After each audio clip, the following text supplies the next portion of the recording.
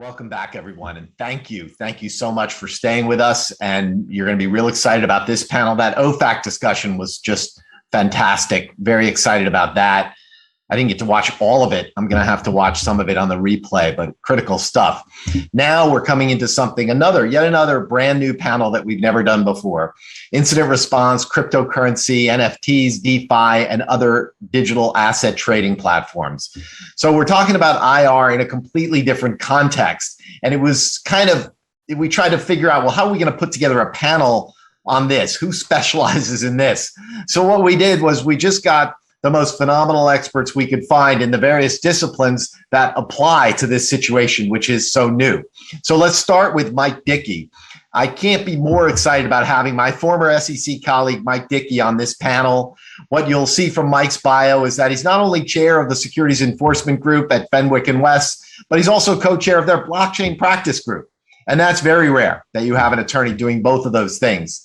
But you might not see in his bio that Mike Dicke was really one of the best and most brilliant litigators in the history of the SEC, period, end of story. I had the privilege of working with him on several matters, typically involving cutting-edge Silicon Valley high-tech issues, and that is the space where Mike is always more comfortable, which makes him perfect for this panel. So great having someone with your mix of expertise on this panel, and welcome, Mike.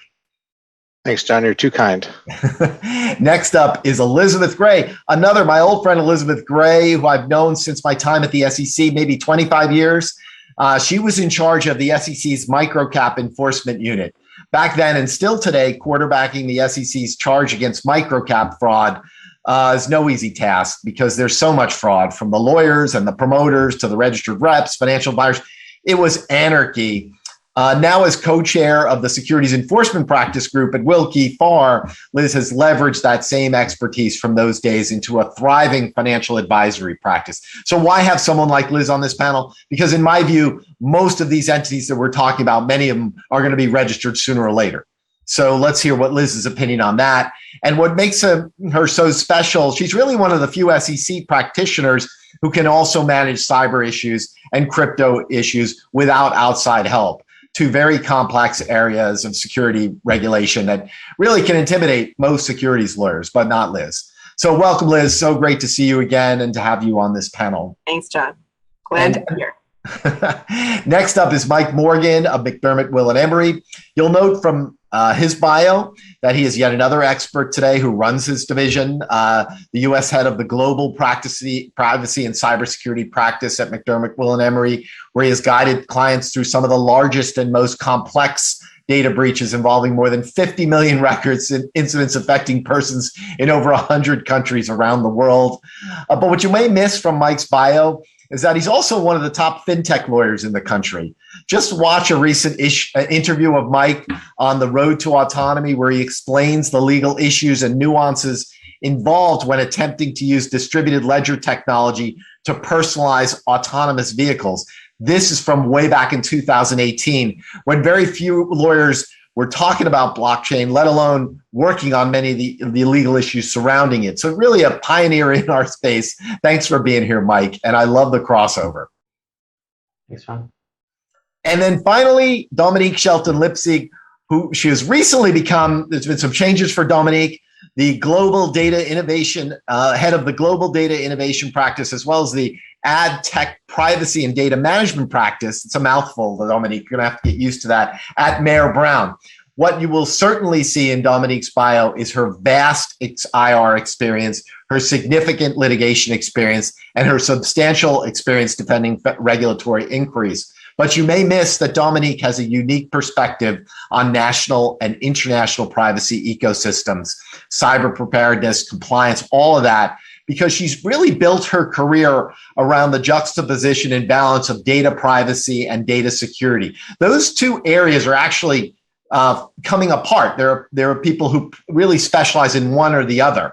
But if you want to understand, for example, the CCPA, the California Privacy Act, and data breaches, then read Dominique's book about it. This is someone who combines those things. She's really a Renaissance woman. In fact, it would take me the entire 50 minutes of this panel time just to recite the many organization boards, et cetera, where Dominique also works, and the gigabytes of accolades that she has earned. Congratulations, Dominique, on your move. Thanks for being here. We're thrilled.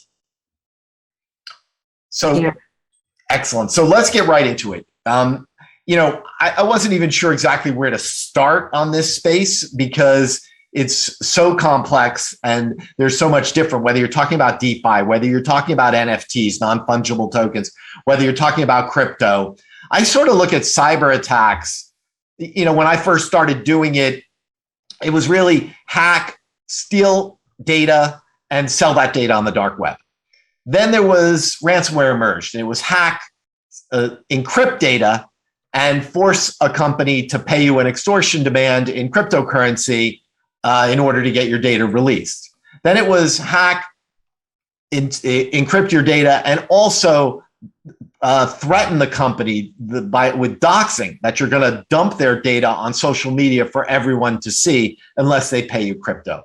Now, recently, in the past few months, there's been almost an incredible efficiency, if you want to call it that, where suddenly hackers are saying, you know what, we don't need to do any of this stuff. We're just going to break into entities that warehouse cryptocurrency and steal it.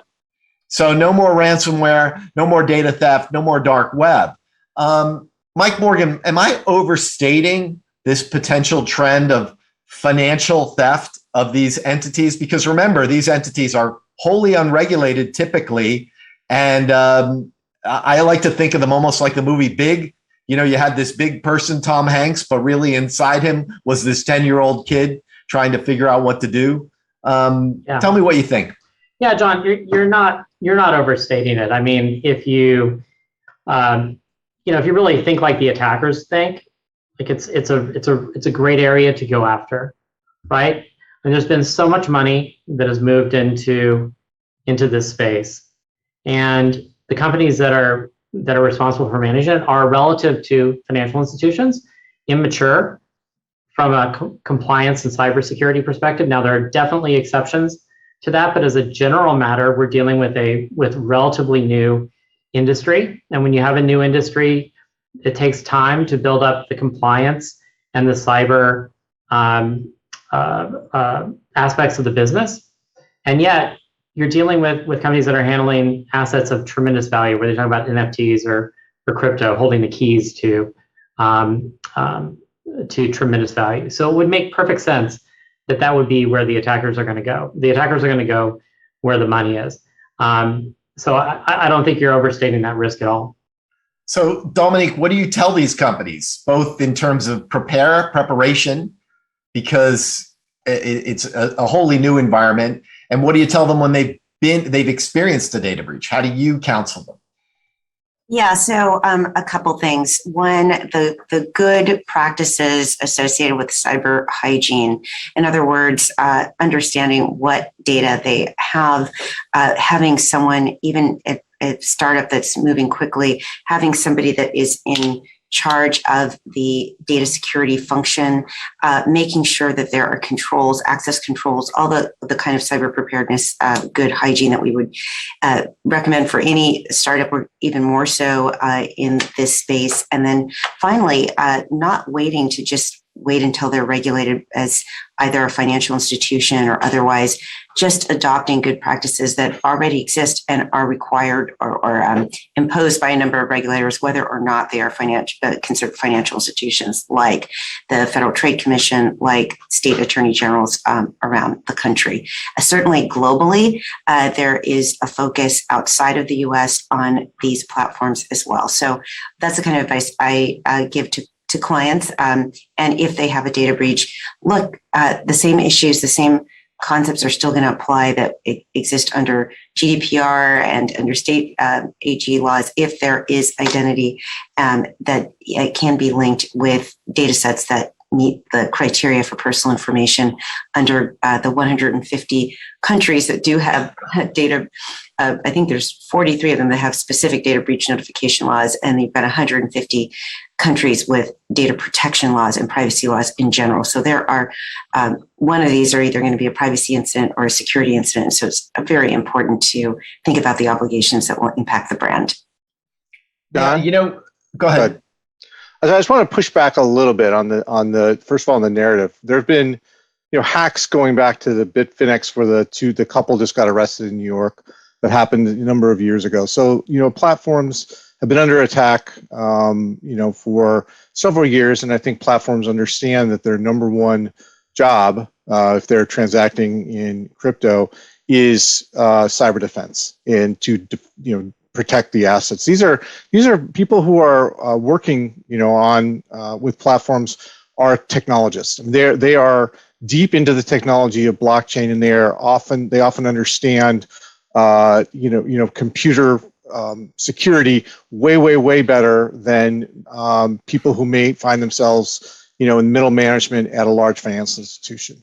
They also have an incentive because the founders, again, they understand that the most important thing is to protect their assets. It doesn't mean that that hacks can't happen, and they do. But I think everyone is very sensitized to that particular risk.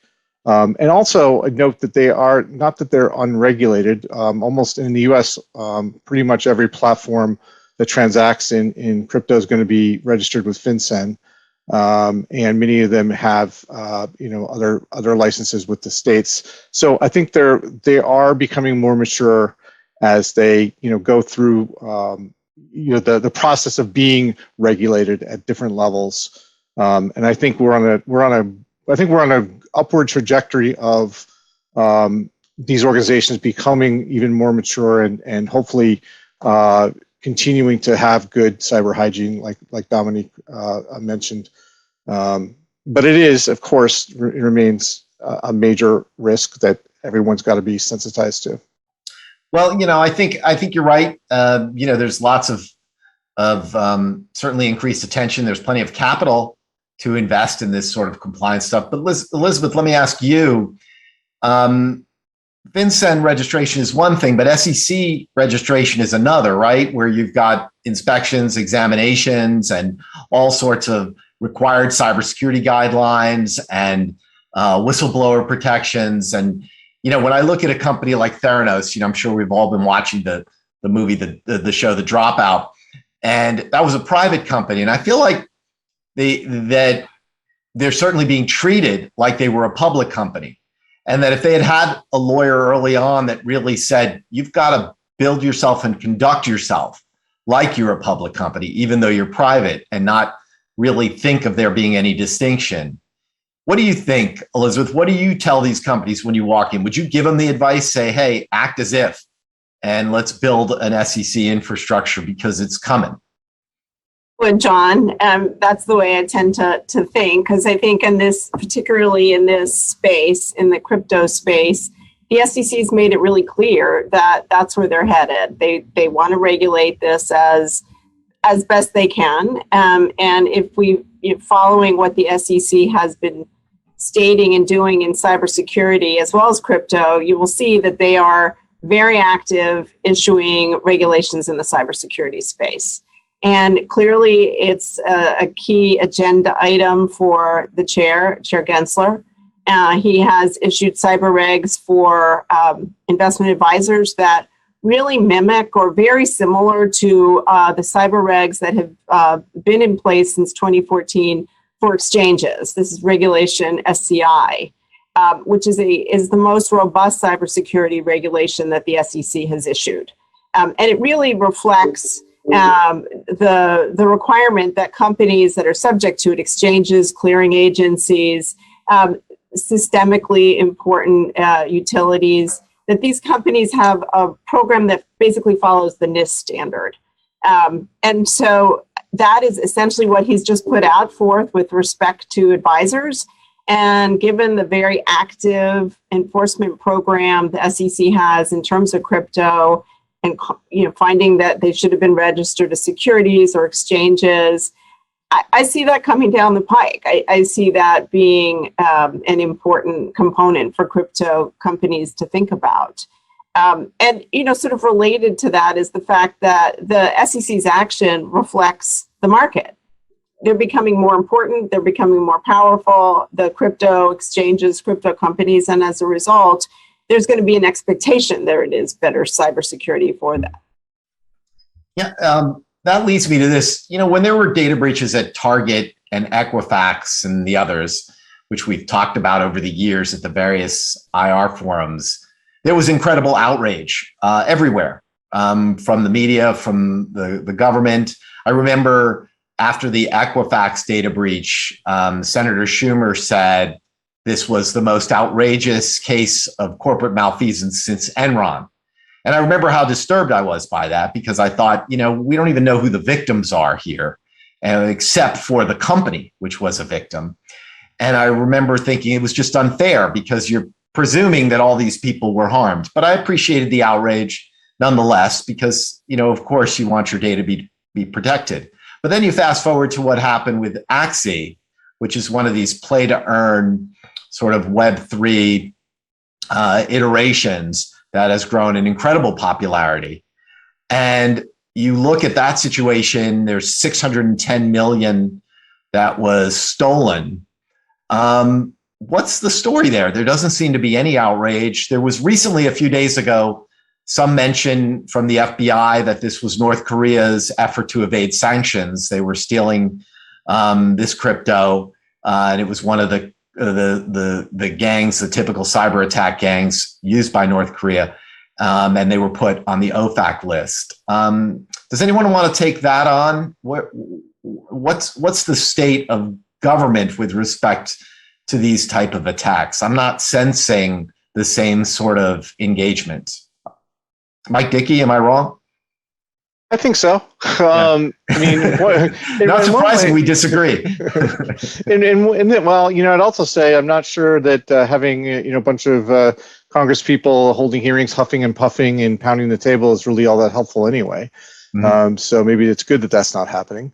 But I do think, you are, as you mentioned, you're seeing quick FBI response. Other nations, haven't been as vocal, but they're also working, with the U.S. and other, in a coordinated way to try to follow the money, follow the transactions on the blockchain, and try to recover the crypto. For other hacks have gotten lots of attention. We mentioned the one involving Bitfinex where they, it took a while, but they finally traced the transactions to a couple in New York, and in other cases where people have been, actually lost money through hacks, the platforms have made them whole, or other stakeholders have stepped in to make people whole. I kind of analogize it to way back in the day, John, when we were at the SEC and the internet was new, and there were new online brokerage firms like E-Trade, Ameritrade had it online, and many of those, there were there were a lot of hacks of people's accounts back then that didn't get a lot of attention, but the brokerage firm stepped in, made people whole. There was no law that required them to do so.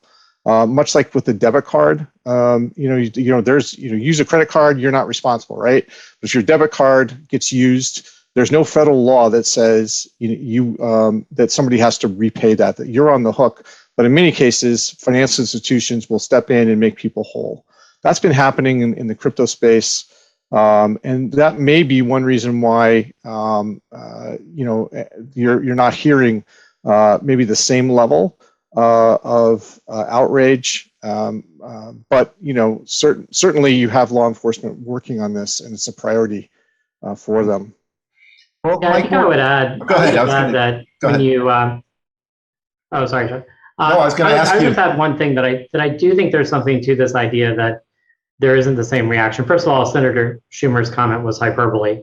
It wasn't on that order of magnitude, but I think that there's something about, everybody knows somebody who has who shops at Target or has a credit report with Equifax, there is something about crypto and NFTs that are still regarded as a little niche and speculative in nature. So it makes sense that there wouldn't be kind of the same sort of popular reaction to it as there might be with a breach that affects a lot of people on Main Street, USA. So I just don't want to let that point pass without just making the point that I think there's something inherent in these types of assets that may elicit a different type of reaction among voters and politicians.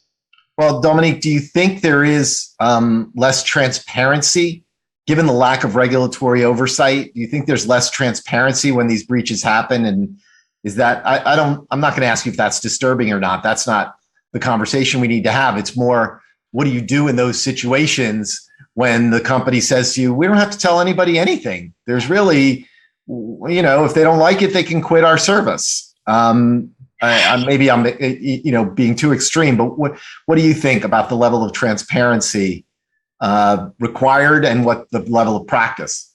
Well, I think transparency is a really huge issue. And when you look at all of this in context, I mean, it's really hard for us to get a good handle of how many assets are under management because the fluctuation and the value and so forth. But, on some, I was reading something the other day where some of the main exchanges, it's anticipated to have close to, with the three of them, Ethereum, et cetera, over $1 trillion. At different times, the market cap is estimated to be over $1 trillion. And when you start looking at what that means in terms of our global economy, last year, our data breaches were $6.1 trillion in losses for data breaches in general. If data breach had been a country, that would be the third largest GDP, right behind the United States and China.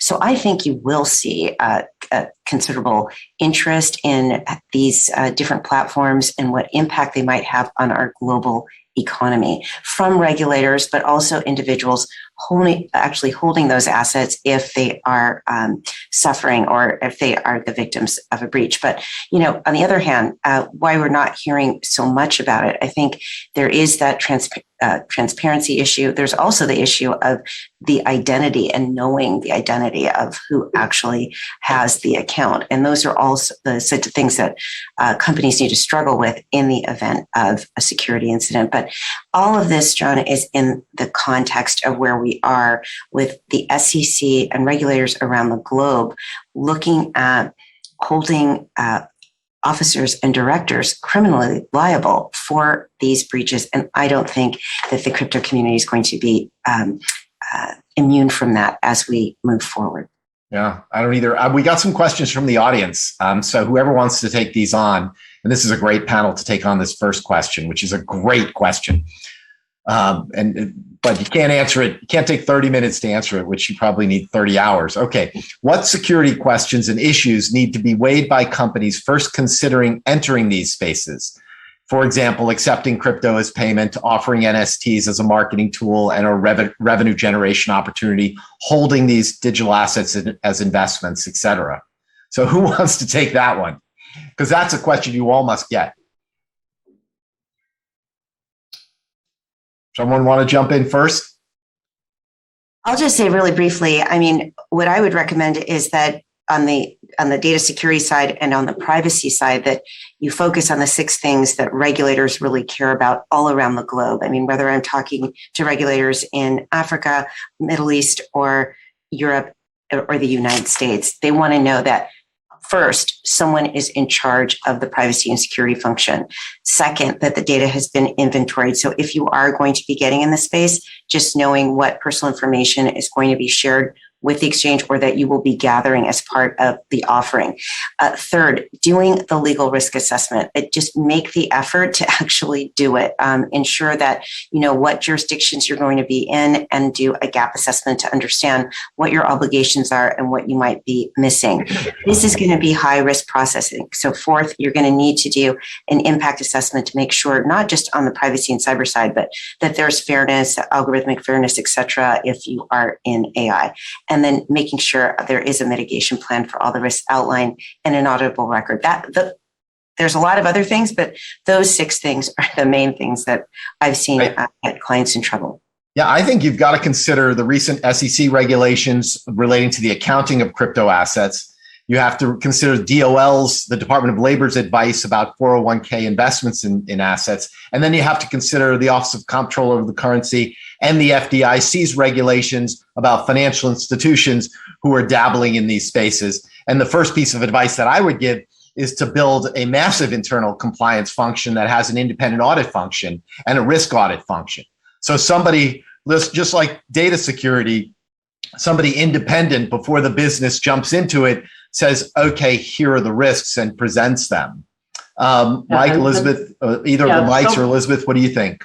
I mean, and also just to add to Dominique's point, that framework that you've completed, this is all part of a cybersecurity assessment that accompanies the adoption of a new product or solution. And you can separately document all the things that should be done. And I think Dominique mentioned most of them. I would just add, from a contractual perspective, really thinking about how it is that you're going to allocate liabilities and risk on the cyber front.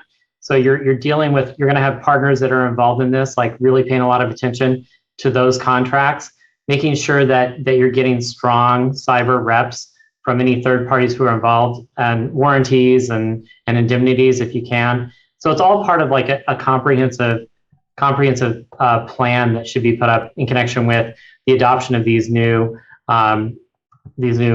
solutions, which is basically true with any major new solution that companies would be undertaking anyway. Yeah. What do you think, Elizabeth? Well, I think, John, you made such an interesting point. There are so many regulators really coming at cryptocurrency right now.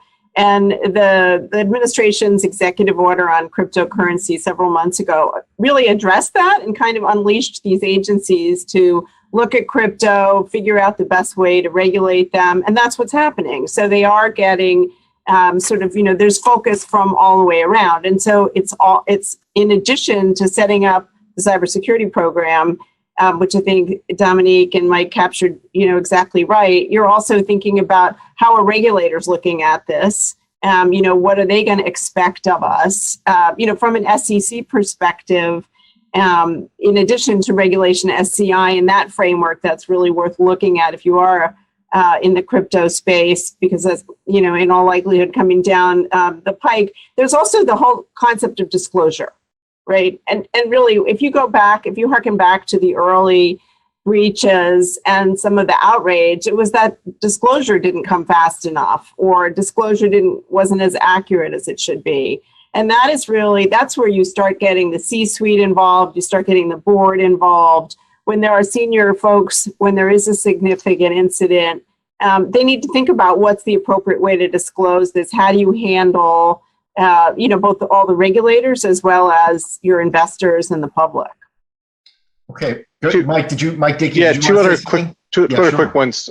Playing off what Mike said, I think a related point is you got to look at your insurance policies and see if there are exclusions for cryptos, or sometimes does your if you have cyber insurance, will it cover cyber, crypto incidents, other insurance that might be applicable, and then also consider.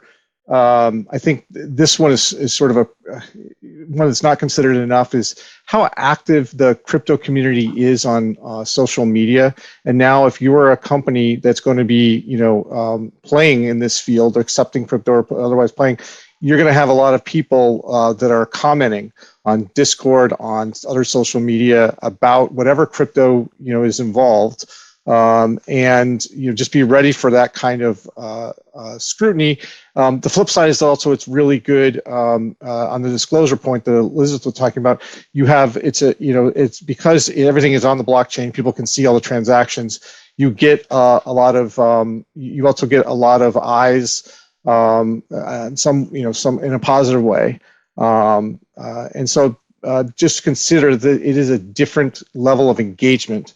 I think, as John, you may be aware of, when getting in debates with crypto enthusiasts, there's a real 24/7 cycle out there. Wow, what a great point, Mike, Dicke. That's a great point. Yeah, I tweeted my views about crypto and NFTs and DeFi one day in a thread, and the next day I had 3 million impressions and some DM death threats. So you're right. It's you got to prepare your client for that mess, and it is a mess once you get involved in it.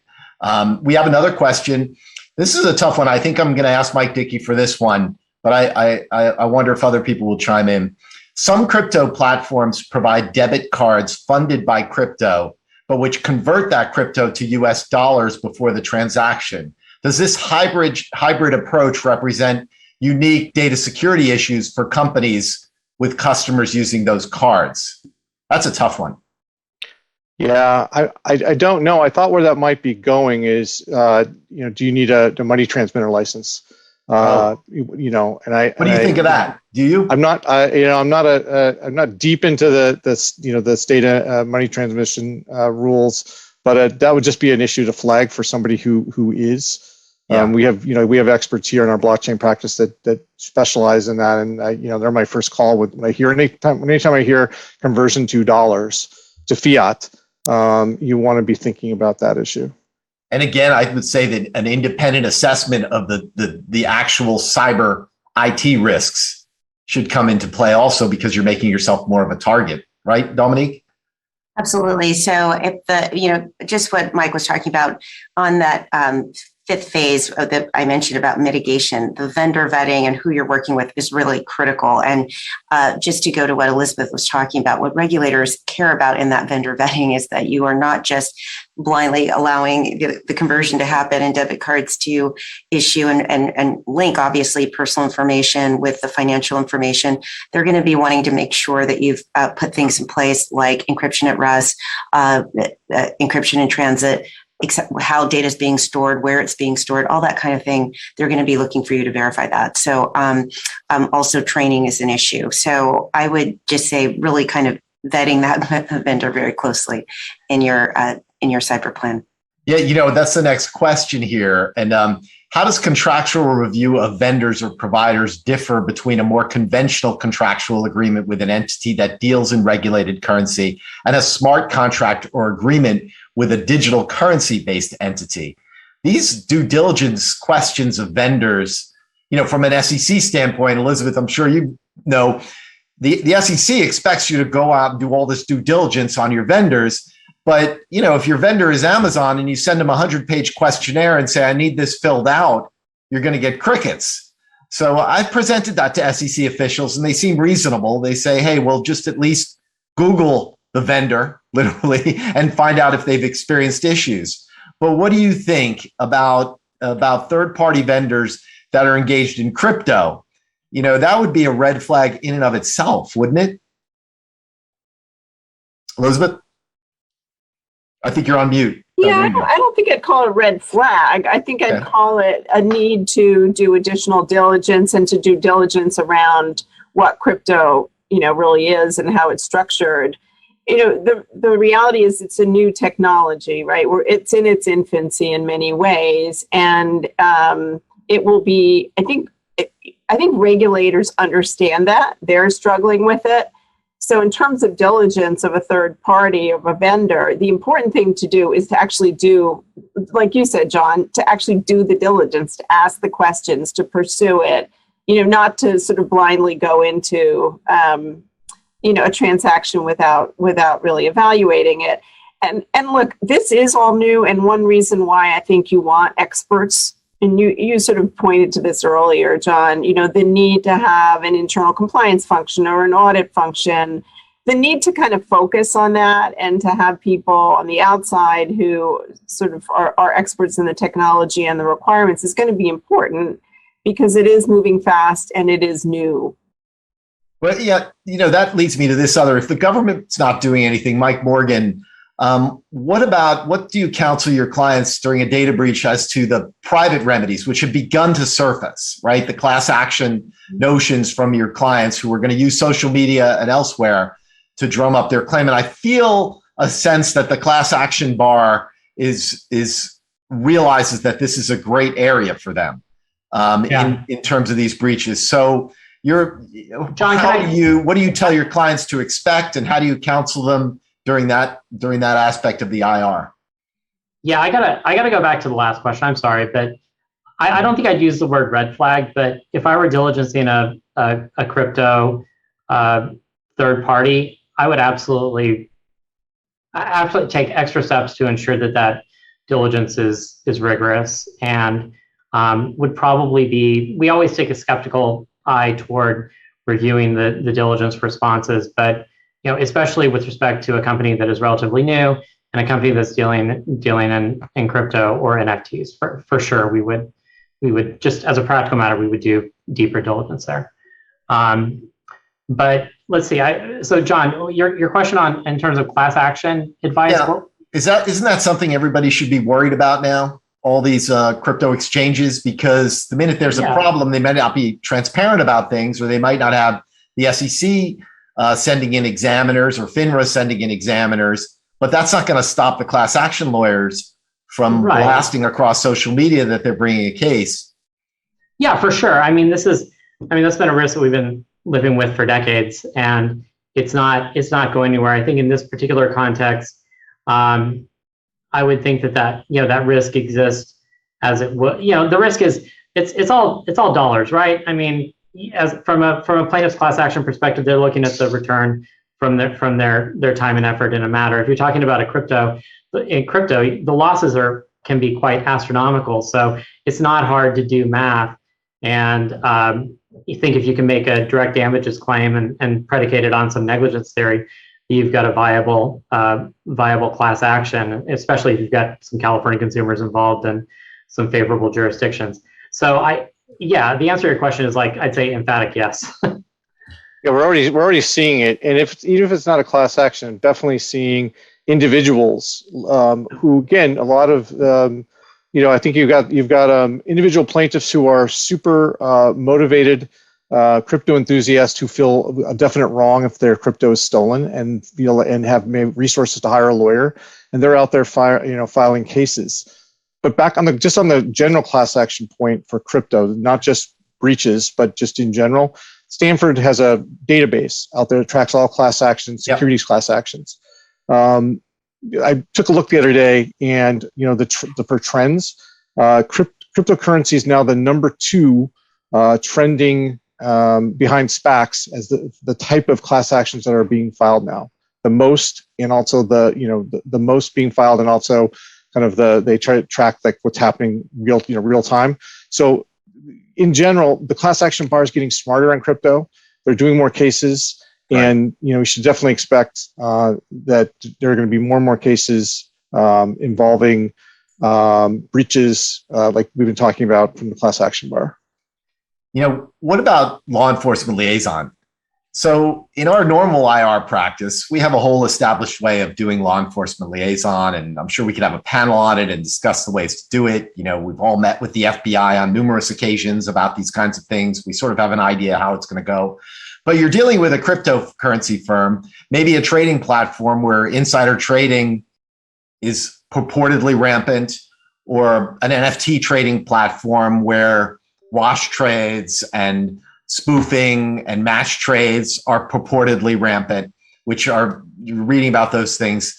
Suppose you go into an IR in that incident and you're thinking, okay, I need to talk to the FBI, but I can't be sure as outside counsel that there aren't some other shenanigans going on here, whether they be criminal or just people who don't understand the compliance regulations that they should follow, even though they're not necessarily required to do that. Does anybody have any thoughts on law enforcement liaison in this context and how you go about doing it?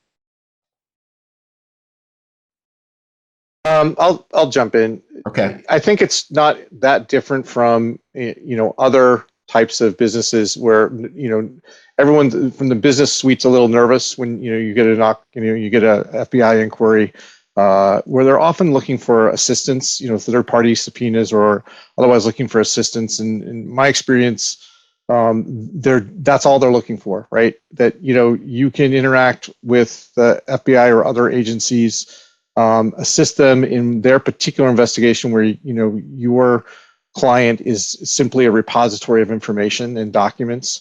and don't have to worry that they're going to broaden into taking a look at everything that's going on in your client. And I'm not going to buy into the premise that there is wash trading or spoofing or that's rampant at all. But just in general, no one likes to have to go through the process of having their entire company subject to information requests. I think they keep it narrow.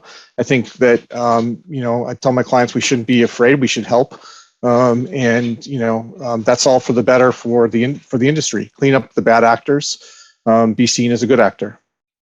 Yeah, I completely agree with Mike on that. And every time you reach out to law enforcement, whether it's the FBI or whether it's the SEC, there's always risk that your client's not perfect.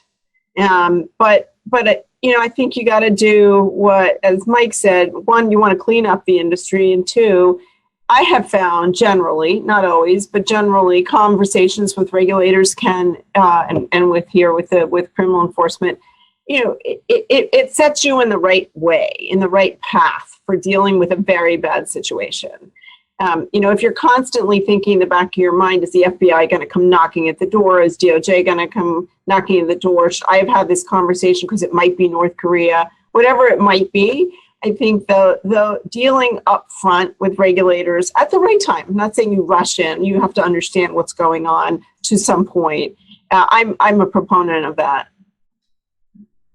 I think that's true. I think, go ahead, Dominique. I was going to say, I think that's absolutely true. I agree with Elizabeth. I think there might be some more reticence coming from the crypto community, just given that their own platform might include some potential actors who have reasons not to want to be before law enforcement. So there is going to be that tension. And I think as outside counsel is just something to be aware of, that the clients might be a little bit more reluctant to come forward, just not wanting to expose their own customers who they may not have done the full AML, KY stuff that a financial institution would do. Well, do you think when there's an attack on a crypto firm, Mike Morgan, I'll ask you this, do you think when there's an attack on the crypto firm that there is potential danger of this comes from the audience, of the digital wallets of individual customers being compromised as well? Or is that a case-by-case basis? I mean, if the company is actually the holder of those wallets, that's the risk that you're most concerned about. And kind of goes back to a point I made earlier about, with these companies, we really love to advise them on a proactive side, to talk to them about the need to assess, where the crown jewels are, and to build security around those. But yes, that's the risk is the wallets that are holding the keys. Yeah, and do you think for customers, without the transparency, it seems hard to know, what I get frustrated by, and we talked a little about disclosure before, is I just don't trust what companies say when what a crypto company says when there's an attack, because there is no third-party regulator who's going to be in the next morning. With my students, we do this exercise where we have a data breach and you have to report the students play the lawyers representing the financial firm who reports it to law enforcement. And I get an actual SEC person and FINRA person in there, and they have a million questions when the students present this. And at the end of the exercise, and they say, we're bringing examiners there tomorrow, we're going to find out, we want to take testimony from all these people. And at the end of the exercise, the students are always kind of like, oh, wow, well, now I think I understand regulation and what it means in these contexts. Is that something that's anathema for the crypto? How can I trust their disclosure in a data breach when they don't have that sort of FINRA, SEC, OCC, FDIC scrutiny? Well, I mean, I guess my immediate reaction is that you're probably right to be skeptical.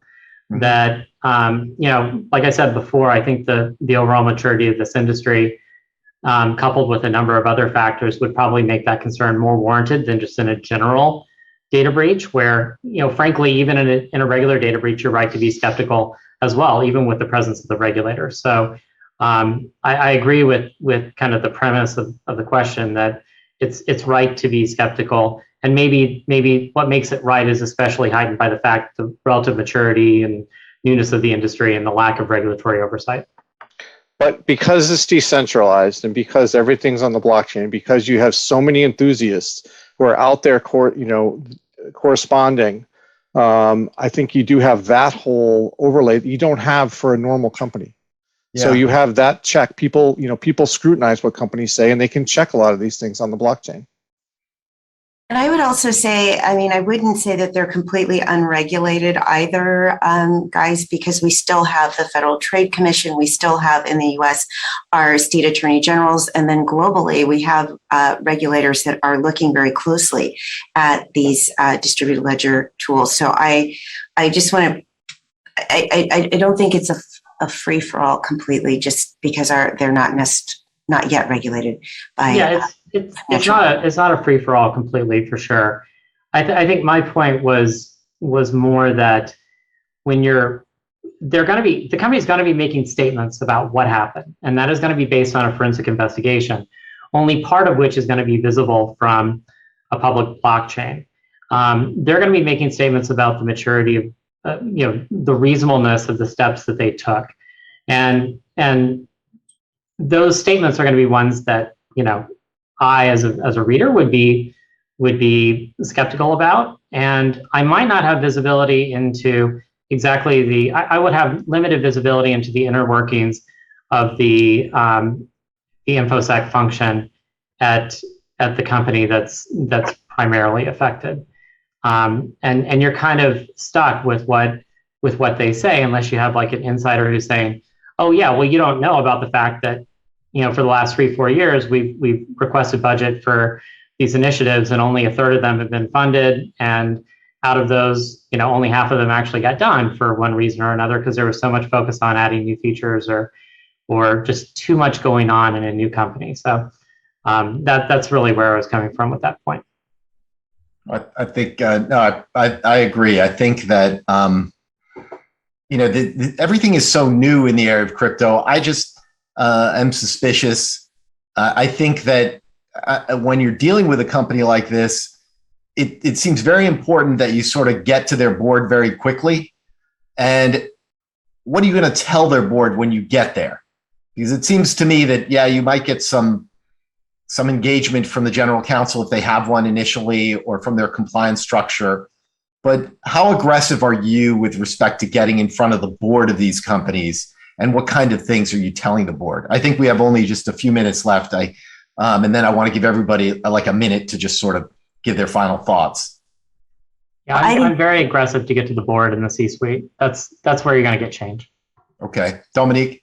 Ditto. I think board and C-suite are critical here, and that's the only way that you will actually see movement. And there's a good reason to do it at this point, with 1.3 trillion lost on NASDAQ at the end of March. That is a conversation that I think the cryptocurrency companies do not want to find themselves in the same circumstance. And all of that was predisposed and based on privacy and data security issues. So very important that this be addressed at the officer and director level. Yeah, I agree. I think it can be harder than you expect. Right, getting up there, getting to that board, sort of navigating your way up there can be a challenge as outside counsel, but absolutely worth the effort to do. Yeah, hard. Well, let me give you each a chance, like a minute or so, and then I think we're going to be wrapping up to give your final thoughts on anything. Who wants to start? Who's ready? No one? I'm happy to. Go ahead, Liz. Yeah. I think the message from my perspective is cryptocurrency is absolutely going to be a key asset class in the future. This is going to happen. It is happening. And so there's a benefit to the crypto community, as well as to society at large, to take cybersecurity seriously, to get the programs up and running, to view that as sort of the next step of maturation in this industry. If the companies don't want to do it, the government will make sure it happens. So there's also that, but it's really best coming from the company and motivated by the companies themselves. Okay. Mike, Morgan, we're just wrapping up, Bruce. Yeah, I'm just a thought that what's new is old, what's old is new. We've been dealing with these issues for a really long time, and we could be having this conversation 10 years ago about like a newly emerging industry, and we'd be talking about how to try to achieve some sort of cyber maturity in a context where a lot of money is flowing in and all the effort is on building and product development. And then you want to say, well, wait, hold on a second. We need to actually like secure the core of the business and put processes into place. These are issues that will be with us as long as networks are being developed. And the key is overall maturity. And I love that we ended on getting to the board, because I think that's key. Mike Dicke. I'll try this angle. I think there's, we just talked about emerging litigation, like how much litigation 3 years ago, private litigation was, blip in this industry. Now it's absolutely exploded. And I think, as in any, kind of emerging industry, litigation shapes policy. I mean, policy, not just policy shaping litigation, but you've got litigation and decisions that are going to be coming down the pike that will affect liability for cyber incidents in the crypto space. And I think will, just as it has in other industries, will drive some of the proactive approaches that, everybody's talking about here, the need to be proactive. Sometimes it does take court cases holding with big liability numbers to do that, or otherwise shape the law. And I think we're going to be seeing more of that in this space. Okay, Dominique. Yeah, I think everyone just said it really well. Just involving making sure that privacy and data security are considered right at the beginning, along with all of the issues related to this emerging industry. That's been great, fantastic panel. My final thought: look, this is just me. I don't think a Bored Ape with a funny hat and glasses is a sensible investment. I don't think a glorified append-only spreadsheet is going to cure societal ills. I don't think crypto, which is only used to me, seems more of a greater fool theory, has got any real uses. But I do know that with respect to all of these companies that are doing this, the train has left the station, and Mike Morgan, Elizabeth Gray, Mike Dicke, and Dominique all need to be hired by these firms. I would feel better about it, and I have no financial stake in any of their practices. But if you could only bring in sensible, brilliant people who are experienced like these four to come in and just guide you, even though you might be resistant to it culturally or whatever. I know, okay, boomer, we've heard enough. I get it. But these four people don't get the okay, boomer like Bruce Carton does every time he talks. So I think it's worth doing. Thank you so much. This is a very, very good panel with some covering some great subjects. So Bruce, thank you all. Bruce, the floor is yours. That comment, John, I didn't quite get that. Excellent job, John. Thank you for a great moderating job. And to Mike and Liz and Dominique, thank you so much for your thoughts today. Terrific panel.